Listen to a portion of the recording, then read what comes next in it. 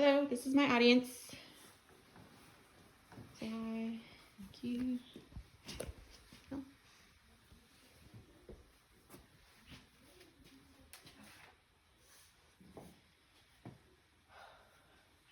Hello, everyone.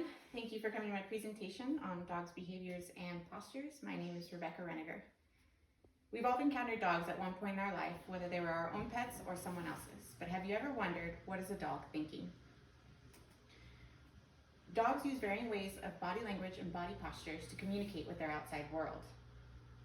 I was able to interview a dog training and behavioral specialist, Gabby Bradley, and she was telling me, quote, dogs don't feel emotions or a sense of morality like humans do.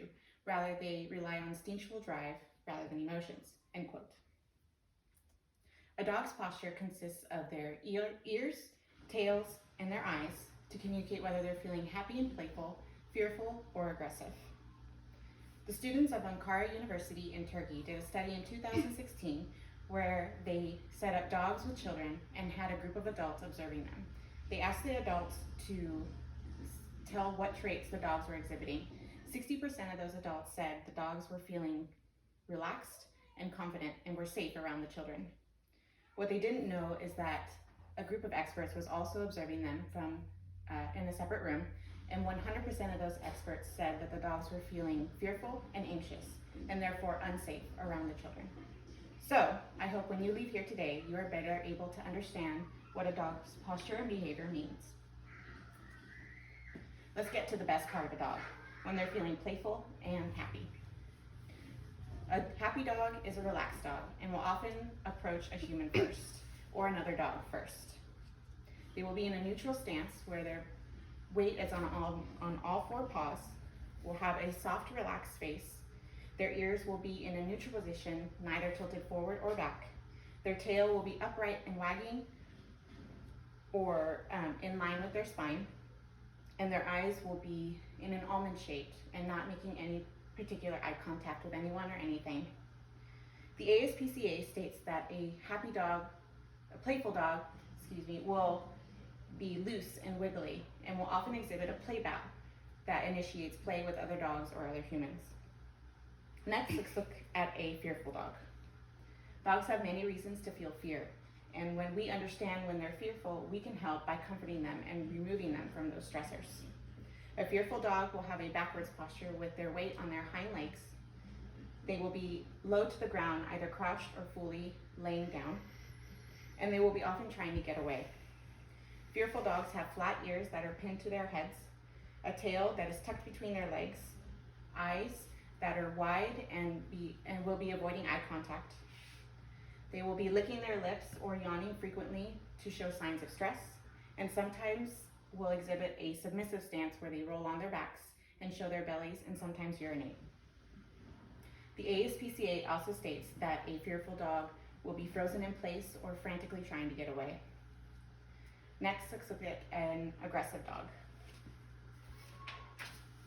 When we know an aggressive dog's posture and stance, we know when to avoid those dangers. An aggressive dog will have a forward posture with weight on their front legs and will be having a hard stare against whatever object they are aggressing towards. Their ears will be upright and tilted forward, their teeth will be bared, and their tail will be upright but not wagging, unlike a happy dog. Their hackles, which is the fur on their backs, will be raised up, and they will be stiff in their movements and sometimes lunge towards that object. And many times a dog will be vocal, whether that's barking or growling.